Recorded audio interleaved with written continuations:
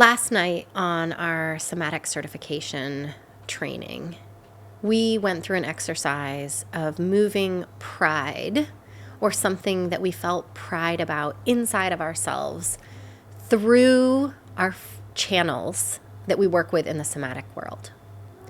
And the intention was for people to be able to feel pride and be able to access all of the channels. And one of our members, there was actually a couple of our members who struggled with this, and rightfully so, because there's a lot of resistance to pride that comes up for people. And one of our members in particular had a really big response to this exercise. And at the end of the exercise, a normal thing for me is to ask for feedback. How was that for you? What came up for you? And this individual shared that she was having a hard time with it. And I ended up doing a somatic session with her on the pride issue. And I thought it was so valuable that I wanted to share it in a bigger way. So this individual felt really uncomfortable with pride. And when I had asked her to identify something that she was proud of inside of herself, her immediate reaction was resistance, contraction, pushing away. And when I asked her more about why, she said that being humble is something that's really important to her. And so we did a lot of work around some childhood trauma that she had around not being seen and being less than, specifically compared to her sibling, and just in general, that when she used her voice, when she advocated for herself, she was punished or minimized for that. And so she'd really internalized that she wasn't something that she was proud of. And so we did some somatic work through that. And she was able to really feel the resistance in her body to pride. And she had some big purges of energy, a very typical somatic session. Not that there's a typical somatic session, but it went like I might expect a somatic session to go. And at the end of every somatic session, a huge component that is really important is grounding this new truth into the nervous system and into the body. And as we went to do that, I had the sense that there was still something there for her that was blocking her, a story or a truth that she was holding in her nervous system that was in resistance to her accessing pride. And so as we started to ground this new story of pride into her, she realized that there was something more there. And it was really, really beautiful.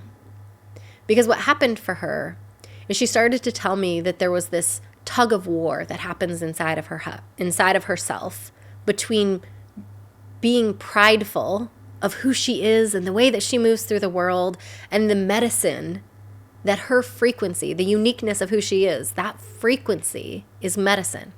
And how to embody that medicine for the world to absorb, the people who are meant to have her medicine, for them to be able to receive it and for her to be able to embody it. And she started to tell me that there was this tug of war that was happening. And as she began to sink into the sensation of pride, she felt that tug of war come up. And she actually had her hands up by her chest when she was describing it to me. And so I asked her to sink into the sensation of the tug of war that was happening inside of her, and really feel the push-pull that was happening internally between being humble and being proud of herself. And as she did that, the most beautiful thing happened, and it was actually the biggest part of the somatic session. She had this very long history of making herself small. And making herself small was her interpretation of being humble. And so she actually had overcoupling that had occurred there between humble and making myself small. They were one for her. They were not two separate energies, they were one. And when we started to feel the tug of war between humble and proud or pride, she was then able to feel into how humble and making herself small were actually two very different things. Making yourself small is not being humble. But for her, they were the same thing. If she made herself small, she was being humble. She had overcoupled them. They were one. And when we uncoupled them, when we decoupled them, what happened for her was a massive purge of energy.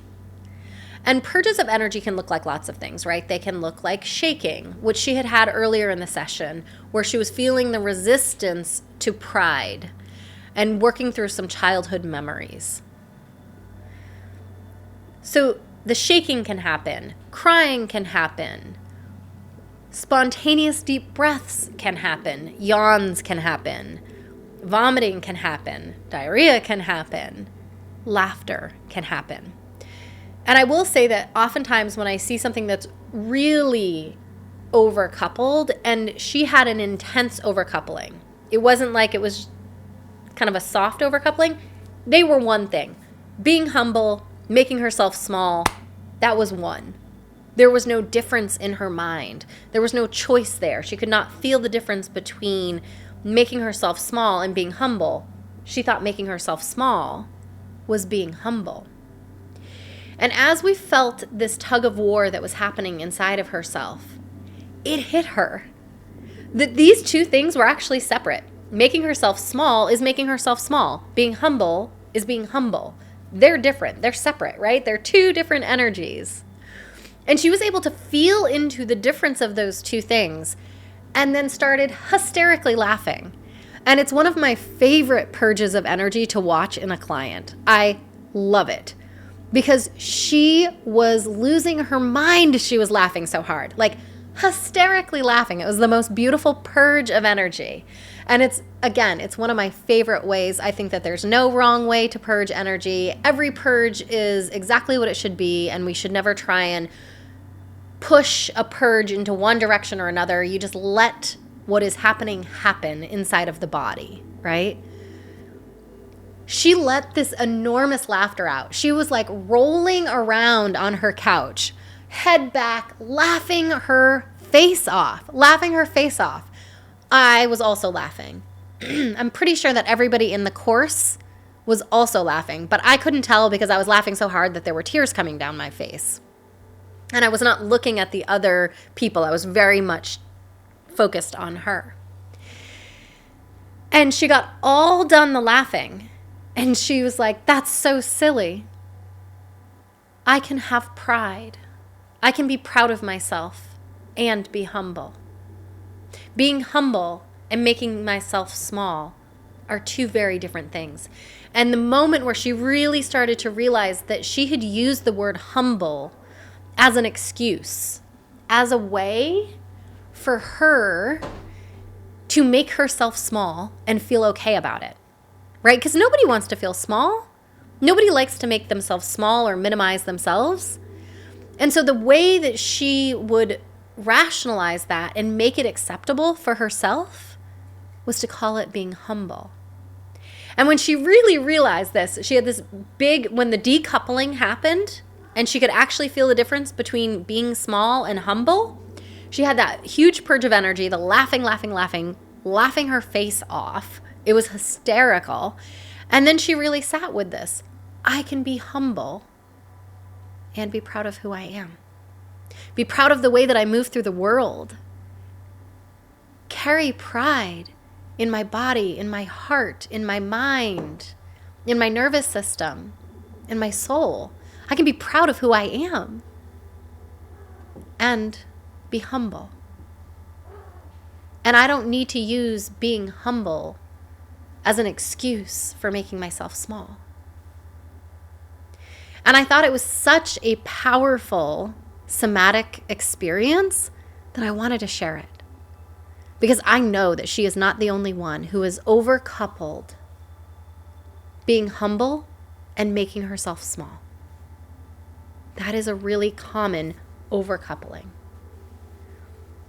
And the beauty that she demonstrated and the vulnerability, the willingness to go deep inside of herself and explore herself was delicious. It was so delicious to get to witness her in this process and to watch her decouple these things and realize that she can be proud of who she is and still be humble.